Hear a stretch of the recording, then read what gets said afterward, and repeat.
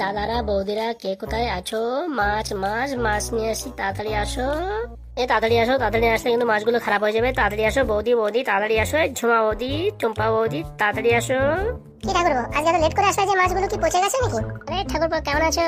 আরে বৌদি ভালো আছি, ভালো। তাড়াতাড়ি আসো, মাছগুলো দেখে যাও, একদম টাটকা মাছ, রুই মাছ। মাছটা কিরকম যেন একটা গন্ধ গন্ধ বলতেছে। ঠাকুরপো মাছের ব্যবসাটা ভালোই চলছে, দেখি বাইক কিনে ফেলেছো।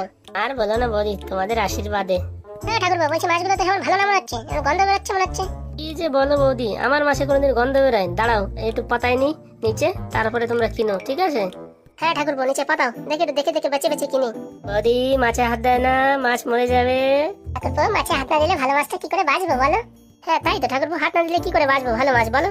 তুমি টেনশন করে না, তোমার ঠাকুরের মাছ সব দিন ভালো হয়, বুঝতে পেরেছো? তুমি হাত দিয়ে না, কচি মাছ সব মরে যাবে, হাত দিয়ে না। এ বাবা, হাত না দিলে আমি কি করে কিনবো? হাত না দিয়ে কিনে নিয়ে গেলে যদি পচা বেরোয় তারপরে? এসব গ্যারান্টির মাছ বৌদি, গ্যারান্টির মাছ, কোনো সমস্যা হবে না। হ্যাঁ সেটা ঠিক কথা বলেছো, তোমার মাছে গ্যারান্টি হবে না তা তো বললে তো হয় না, বিশাল গ্যারান্টি, সেটা আমার জানা আছে। মাছে যদি হাত দিয়ে দেয় তাহলে বুঝতে পেরে যাবে মাছগুলো পচা মাছ, এর জন্য হাত দিতে দেয়া যাবেই না। বলছো বৌদি ক কেজি যাবো? বলছি কি, মাছ না ধরে আমি কিনতে পারবো না গো, আমার বাড়ি থেকে আমার শাশুড়ি ভীষণ বকবে। কি বলো বৌদি, তুমি তোমার শাশুড়ির ভয় পাও? এই দেখো সামনে চম্পা বৌদি, ওনার শাশুড়ির একদম ভয় পায় না। কি তাই তো চম্পা বৌদি, ভয় পাও তুমি? কি যে ঠাকুরপো, তুমি এসব কথা বলে লজ্জা দাও কেন? হ্যাঁ যে আমি জানি তুমি একদম তোমার শাশুড়ির ভয় পাও না, উল্টে তোমার শাশুড়ি তোমার ভয় পায়, সত্যি কি না?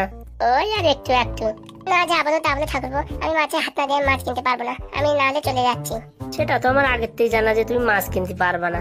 আর তোমার শাশুড়ির যে ভয় পাও, তুমি মাছ কিনতে পারবা না, আমার গ্যারান্টি, আমার আগের থেকে জানা ছিল যে বৌনির কাস্টমারটাই এরকম হবে।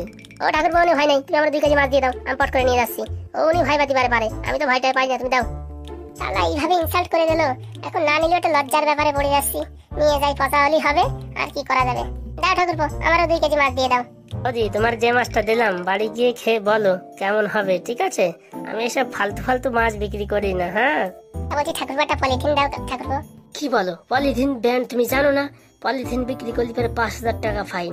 পলিথিন বেচে কি মরবো নাকি? ও এরকম হাতে ধরে ধরতে নিয়ে যাবো?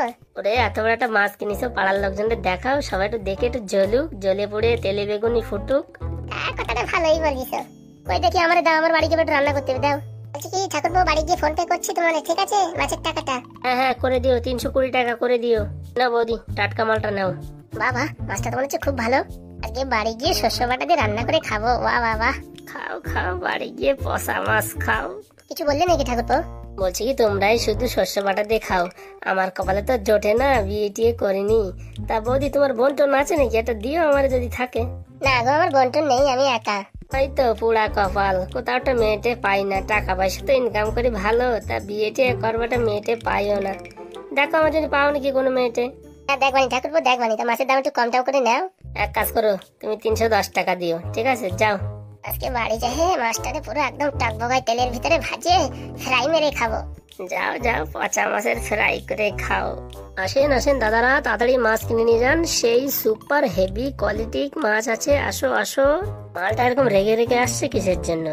এই এই হারামজাদা, আগের দিন তোর কাছে 5 কেজির একটা রুই মাছ কিনেছি, পচা মাছ দিছিস? হ্যাঁ এই সর্বনাশ, সোনা লাগিছে রে। ওরে কাকা তুমি বসো, তোমার সাথে কথা আছে, তুমি বসো। আমার বসার সময় নেই, তুই আমার বল, পচা মাছ দিছিস কিসের জন্য সেদিন?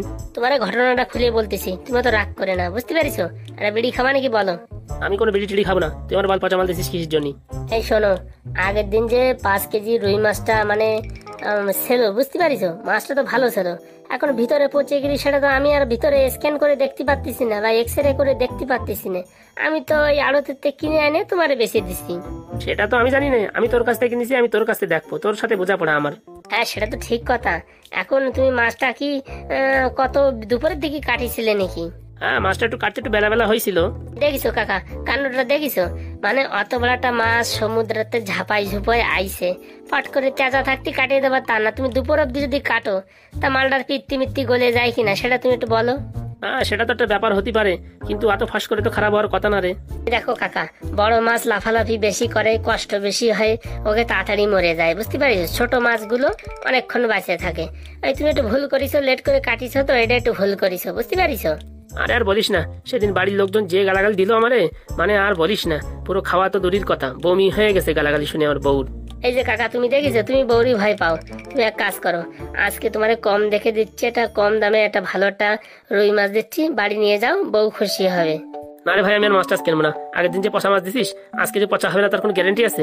দেখো কাকা, আগের দিনের মালটা পচা হয়েছে সেটা তো আমি জানি না, তার জন্য আজকেরটা তোমার কম দামে ভালো মাল দিচ্ছি, বুঝছো? মাত্র 150 টাকা করে দিও, বুঝতে পারিছো? সবাইরই 200 টাকা করে বেচতেছি, তুমি 150 টাকা করে দিও। দেখ ভাইপো, যদি মাছ খারাপ হয় আজকে কিন্তু আমার ঘরের থেকে তাড়াই দেবে, বুঝতে পারিস?